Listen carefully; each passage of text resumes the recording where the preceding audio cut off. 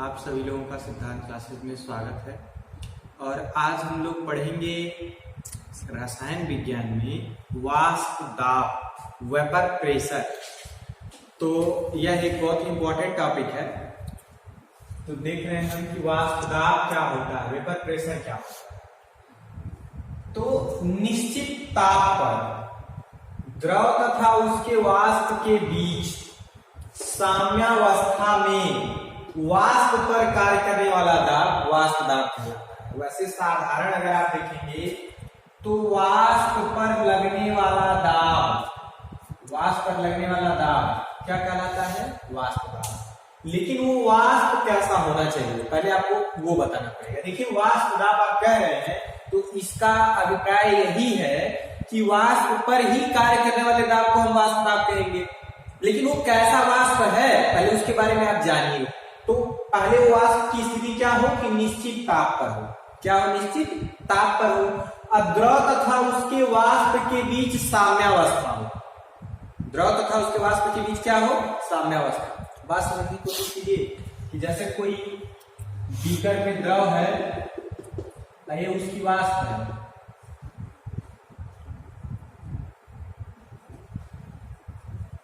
तो दोनों के बीच क्या हो, साम्यावस्था। ये द्रव है, ये क्या है, वाष्प। ध्यान दीजिए, जैसे आप देखते हैं पानी जब उबलता है तो वाष्प में बदलता है। और अगर ऊपर कोई बर्तन रख दिया जाए या दाब कार्य करे तो वाष्प क्या होता है, फिर बूंद बूंद करके पानी में टपक के आने लगता है, यानी द्रव में बदलने लगता है। अर्थात द्रव वाष्प में बदल रहा है, वाष्प किसमें बदल रहा है, द्रव में। तो उसमें साम्यावस्था हो, क्या हो, साम्यावस्था हो। और साम्यावस्था में जो वाष्प हो, देखिए लिखा गया है कि साम्यावस्था में वाष्प पर लगने वाला दाब क्या कहलाता है, वाष्प दाब कहलाता है। जब भी आपसे वाष्प दाब पूछा जाएगा तो पहले आप इतना समझ लीजिएगा कि वाष्प पर कार्य करने वाले दाब को हम क्या कहते हैं, वाष्प दाब। लेकिन वो वाष्प कैसा होना चाहिए, तो पहले कहेंगे स्थिर ताप पर या निश्चित ताप पर। उसके बाद क्या होना चाहिए, द्रव तथा उसके वाष्प के बीच साम्यावस्था में वाष्प पर लगने वाला दाब क्या कहलाता है, वाष्प दाब। अब देखेंगे वाष्प दाब को प्रभावित करने वाले कारक। ठीक है, वाष्प दाब को कौन कौन से ऐसे कारक हैं जो प्रभावित करते हैं। तो पहला क्या है, द्रव की प्रकृति। भाई जिस द्रव से वाष्प बन रहा है उस द्रव के प्रकृति पर भी निर्भर करेगा। और दूसरा क्या है, ताप, क्योंकि ताप बदलने से भी वाष्प दाब भी क्या हो सकता है, बदल जाएगा। तो दो चीज ये निर्भर करते हैं। अब अगर द्रव की प्रकृति हम देखेंगे तो इसमें जानते हैं क्या देखना है हमको, कि वह वाष्पशील है कि अवाष्पशील है। जैसे द्रव की प्रकृति का मतलब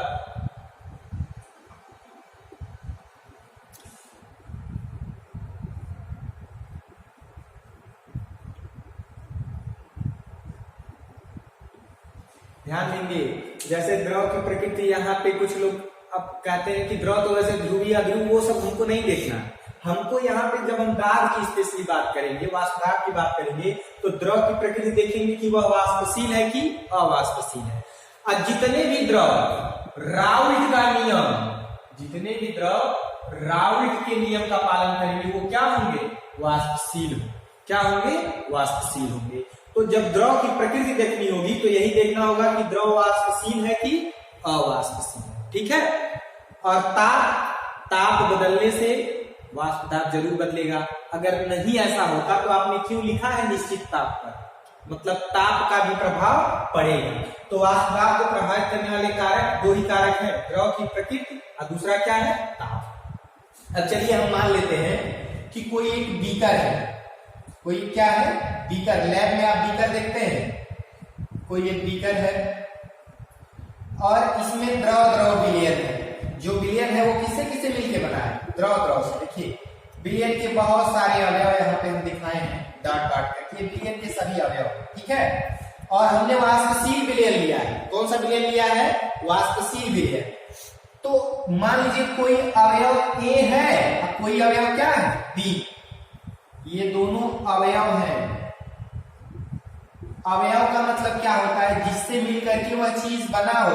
तो बहुत सारे अवयव है ना, किसी को हमने ए मान लिया, किसी को क्या मान लिया, बी। तो ए पर कार्य करने वाला वाष्प दाब Pa और बी पर कार्य करने वाला वाष्प दाब वाष्प दाब को हम P से दिखाएंगे। किससे दिखाएंगे? P से। वाष्प दाब को हम P से दिखाएंगे तो A पर जो वाष्प दाब कार्य करेगा उसे PA और B पे जो वाष्प दाब कार्य करेगा क्या होगा? PB। अब ध्यान दीजिए, तो अगर यही केवल दो अवयव हो, क्या हो? केवल दो अवयव हो। मान लीजिए पूरे विलयन में केवल दो अवयव हो और कोई अवयव नहीं है। वैसे तो ऐसा होगा नहीं कि केवल दो अवयव हो, लेकिन ये माना जा रहा है स्थिर कि पूरे विलयन में क्या हो? केवल दो अवयव हो। तो विलयन पर कार्य करने वाला कुल वाष्प दाब क्या हो जाएगा? PA plus PB। इसका मतलब आप समझ गए हैं कि किसी भी विलयन पे लगने वाला कुल वाष्प दाब जब आपको निकालना होगा तो जितने भी अवयव हैं उन पे कार्य करने वाले वाष्प दाबों को क्या कर लेंगे? हम जोड़ लेंगे। ठीक है, जितने भी अवयव होंगे, मान लीजिए A B C D कई सारे ऐसे अवयव हो, n अवयव हो, तो सब पे कार्य करने वाला वाष्प दाब PA PB PC PD सारे अवयवों के कार्य करने वाले वाष्प दाब को क्या करेंगे? जोड़ लेंगे। तो विलयन पे कार्य करने वाला कुल वाष्प दाब, हमेशा किसी भी विलयन पे कार्य करने वाला कुल वाष्प दाब जो होता है उसके अलग अलग अवयवों पर कार्य करने वाले वाष्प दाब के योग के बराबर होता है। तो अगर इसमें दो अवयव हैं A और B, तो दोनों पे कार्य करने वाला दाब PA और PB, तो कुल वाष्प दाब बराबर क्या हो गया? PA plus PB। इतना पहले आप नोट करें। चलिए अब हम देखते हैं राउट का नियम। ये राउट का नियम क्या है? तो राउट के नियम के अनुसार निश्चित ताप को क्या कर दीजिए? निश्चित। द्रव विलयन में वाष्पशील अवयवों का आंशिक वाष्प दाब, एक चीज ध्यान रखिएगा, वाष्पशील अवयवों का आंशिक वाष्प दाब उसके मूल भिन्न या इसी को आप क्या कहते हैं? मूल अंश के समानुपाती होता है। मतलब ये कह रहा है वाष्पशील अवयव अर्थात जो द्रव विलयन में अवयव है, तो अगर ये वाष्पशील विलयन हो तो ये वाष्पशील अवयव होंगे कि नहीं होंगे?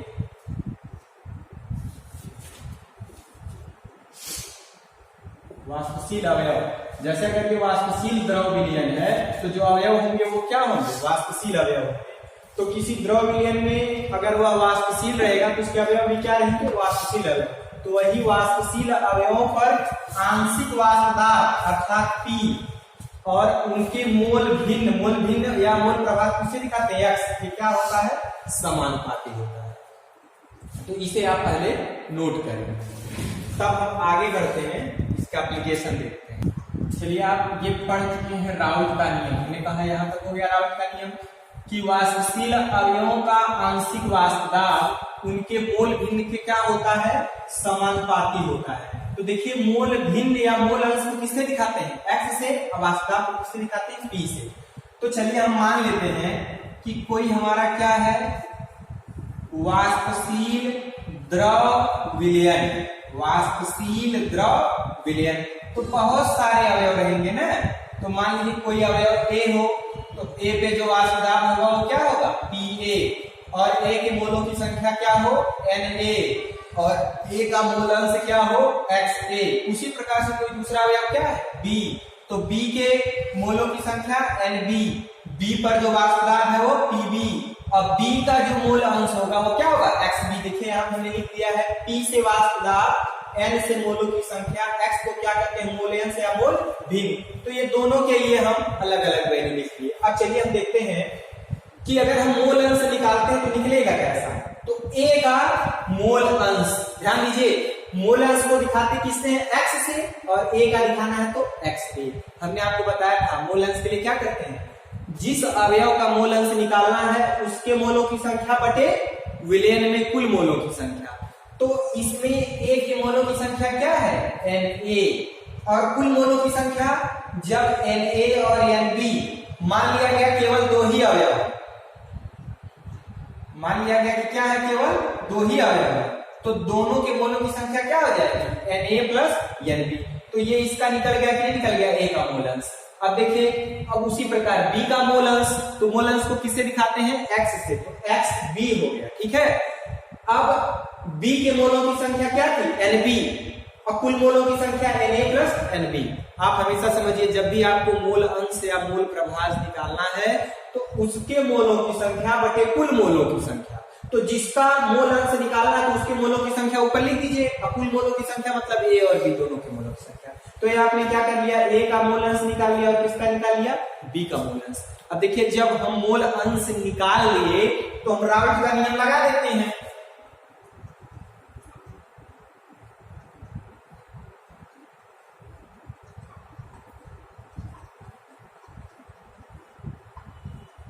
तो राउल्ट का नियम क्या कहता है कि निश्चित ताप पर द्रव विलयन में वाष्पशील अवयवों का आंशिक वाष्प दाब उसके मूल भिन्न के क्या होता है, समानुपाती। चाहे मूल भिन्न कहिए चाहे मूल अंश कहिए। अब देखिए अगर हम ए के लिए बात करेंगे, किसके लिए बात करेंगे, ए के लिए, तो ए के लिए जो आपका दाब है वो क्या है, पी ए। क्या है, पी ए। ऐसे लिख लीजिएगा राउल्ट के नियम से अवयव ए के लिए, अवयव ए के लिए। तो ए पर जो वाष्पदाब है, आंशिक वाष्पदाब, वो क्या है, पी, और ए का मोल अंश आपने क्या निकाला है, एक्स ए। तो इसके अनुपाती हो जाएगा कि नहीं हो जाएगा, राउल्ट का नियम लग गया कि अगर इसमें अवयव ए है तो इसका आंशिक वाष्पदाब इसके क्या है, मोल अंश या मोल भिन्न या मोल प्रभाज, तीनों बात एक ही है। मोल अंश, मोल भिन्न, मोल प्रभाज, तीनों बात एक ही है कि क्या होता है, अनुक्रमानुपाती होता है। अब मान लीजिए अवयव ए के लिए निकालना था तो आपने निकाल दिया। इसी प्रकार से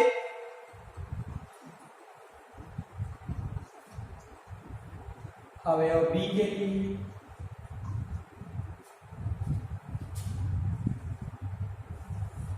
तो अवयव बी के लिए जब आप बात करेंगे तो बी पे जो दाब होगा वो क्या हो जाएगा, पी बी, और बी का जो आपका मोल अंश आया है वो क्या आया है, एक्स बी। देखिए तो बी का आंशिक वाष्पदाब पी बी और उसका मोल अंश क्या होगा, एक्स के अनुक्रमानुपाती हुआ कि नहीं होगा। ये राउल्ट के नियम के अनुसार दोनों पे हम चले हैं। अब आप जानते हैं कि जब अनुक्रमानुपात का चिन्ह हटाया जाता है तो क्या आता है, नियतांक। तो यहां पर जो नियतांक दिया गया वो क्या दिया गया, P0A XA।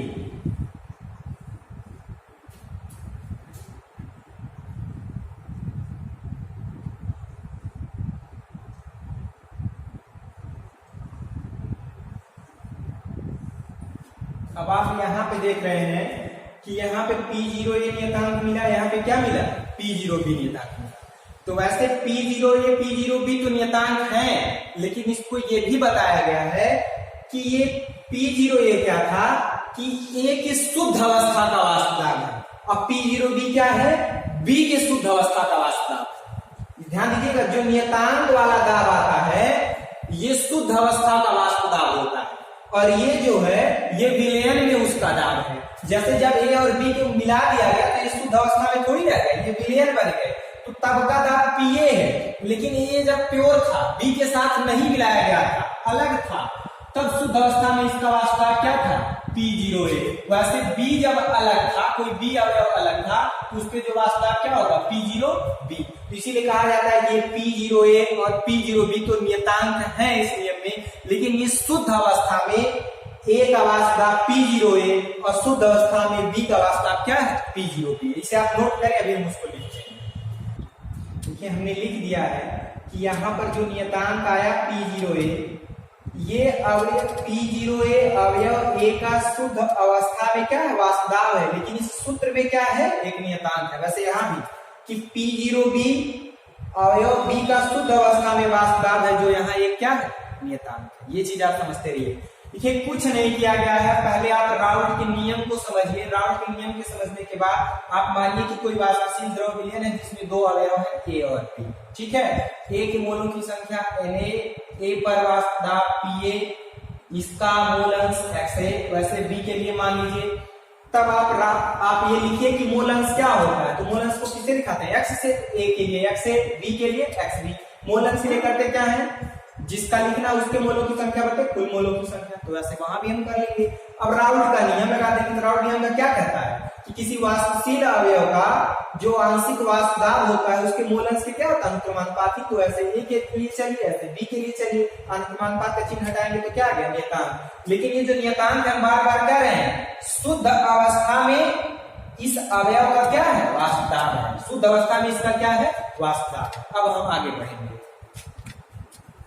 चलिए अब हम देखते हैं, यहां तक तो हमने देख लिया है। अब हम देखते हैं विलयन का कुल वाष्प दाब। हमको तो यही तो देखना था। तो विलयन का कुल वाष्प दाब क्या होगा? दो ही अवयव हमने लिया था, ए और बी। तो ए पर वाष्प दाब पीए, बी पर वाष्प दाब पीबी, दोनों को जोड़ दिया तो विलयन का कुल वाष्प दाब हो जाएगा, नहीं हो जाएगा? देखिए पीए का मान राउल्ट के नियम से, पीबी का मान भी किसके नियम से? राउल्ट के नियम से हमने निकाल लिया है। दोनों वैल्यू को यहाँ और यहाँ से उठा करके हमने यहाँ रख दिया, तो समीकरण नंबर 1 बना दिया। अब एक बात आपको याद होगी, पिछले किसी टॉपिक में हमने आपको पढ़ाया था कि किसी विलयन का कुल मोल अंश 1 होता है। कुल मोल अंश कुल मोल भिन्न हमेशा क्या होता है? 1 होता है। हमने प्रूफ भी कराया है, आप देख लीजिएगा, प्रूफ भी कराया गया है। तो होता क्या है कि ए का मोल अंश XA, बी का मोल अंश XB, तो विलयन में यही दो अवयव माने गए, तो दोनों को जोड़ देंगे क्या है? 1। ये नियम है सबके लिए। तो मान लीजिए अगर हम XB बराबर निकालते हैं तो XA इधर जाके घट जाएगा, इसे मान लिया समीकरण नंबर 2। अब समीकरण 2 से XB का मान, किसका मान? समीकरण 2 से XB का मान समीकरण 1 में रखने पर। ध्यान दीजिए, समीकरण 1 में XB है कि नहीं है, और समीकरण 2 में भी XB है ना, तो XB बराबर क्या रख देंगे इसकी जगह? 1 माइनस XA। देखिए यहाँ नहीं करके P बराबर, ये तो ऐसे वैल्यू उतार लेंगे, P0B, और XB की जगह क्या कर दिए? 1 माइनस XA। अब देखिए P बराबर ये ऐसे ही हो गया। अब इसका अंदर ले आके गुणा कर देंगे, इससे भी गुणा कर देंगे। अब देखिए क्या है कि XA यहाँ भी है, XA यहाँ भी है, तो इन दोनों को क्या कीजिए? एक साथ करके कॉमन कर लीजिए। तो पहले तो इसको बाहर कर दीजिए, यहाँ बाहर हो गया, ठीक है। XA यहाँ भी है, XA यहाँ भी, XA कॉमन कर दिए, तो क्या बचा? P0A minus P0B। तो किसी भी विलयन पर, वाष्पशील विलयन पर जो कुल वाष्प दाब होता है, अगर दो अवयव क्या हो? विलयन में केवल दो ही अवयव हो, A और क्या हो? B, तो जो कुल वाष्प दाब बनता है वह P0B XA P0A minus P0B। अब ध्यान दीजिएगा कि हमने आपको P0A और P0B आपको बताया था, ये क्या है? P0A A का शुद्ध अवस्था में वाष्प दाब है और P0B B का शुद्ध अवस्था में वाष्प दाब है। तो शुद्ध अवस्था में वाष्प दाब अगर आपको दोनों का पता हो और एक का क्या पता हो? मोल अंश या मोल भिन्न पता हो, तो आप निकाल लीजिए, ठीक है। इसको आसानी से आप निकाल लीजिए। तो आज आपने यही पढ़ा कि राउल्ट के नियम क्या है, राउल्ट के नियम से किसी विलयन का हम कुल वाष्प दाब कैसे निकालते हैं। आप लोग चैनल को सब्सक्राइब कीजिए, कमेंट जरूर कीजिए। आप सभी लोगों को चैनल पे जुड़ने के लिए एक बार फिर से धन्यवाद।